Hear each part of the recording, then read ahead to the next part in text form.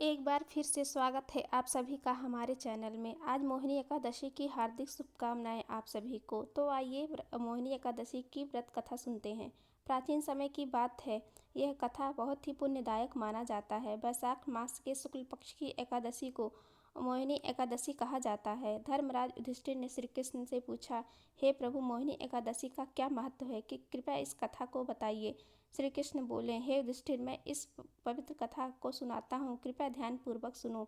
सरस्वती नदी के तट पर भद्रवती नाम का एक नगर था। वहाँ पर धृतमान नाम का एक राजा राज्य करता था। उसी नगर में धनपाल नाम का एक वैश्य रहता था। वह बहुत धर्मात्मा था और दयालु था। उसके 5 पुत्र थे, जिसमें से सबसे छोटा पुत्र दुर्मति था। दुर्मति बुरी संकट में पड़ गया था। वह जुआ खेलता, शराब पीता और गलत कर्मों में लगा रहता था। उसके इस दुर्व्यवहारों से उसका परिवार बहुत दुखी रहता था। अंत में उसके पिता ने उसे घर से निकाल दिया। घर से निकालने के बाद दुर्मति जंगलों में भटकने लगा और चोरी डकैती करने लगा। एक दिन महर्षि कौंडिन्य ने आश्रम के पास पहुंचा। उस समय वैशाख मास चल रहा था।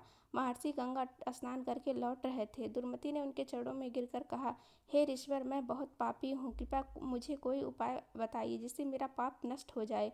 महर्षि कौंडिन्य ने कहा, यदि तुम वैशाख शुक्ल एकादशी का व्रत करो, जिसमें मोहिनी एकादशी कहते हैं, तो तुम्हारे सारे पाप नष्ट हो जाएंगे। दुर्मति ने इस व्रत को श्रद्धा और भाव से किया। इसके प्रभाव से उसके सारे पाप नष्ट हो गए और अंत में वह भगवान विष्णु के धाम को प्राप्त हुआ।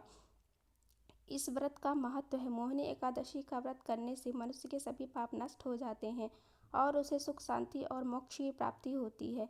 यह व्रत विशेष रूप से आत्मशुद्धि और जीवन में सकारात्मक बदलाव लाने के लिए किया जाता है। इस व्रत के करने से मनुष्य की सभी इच्छाएं पूर्ण होती हैं और जीवन में सुख, शांति, समृद्धि आती है।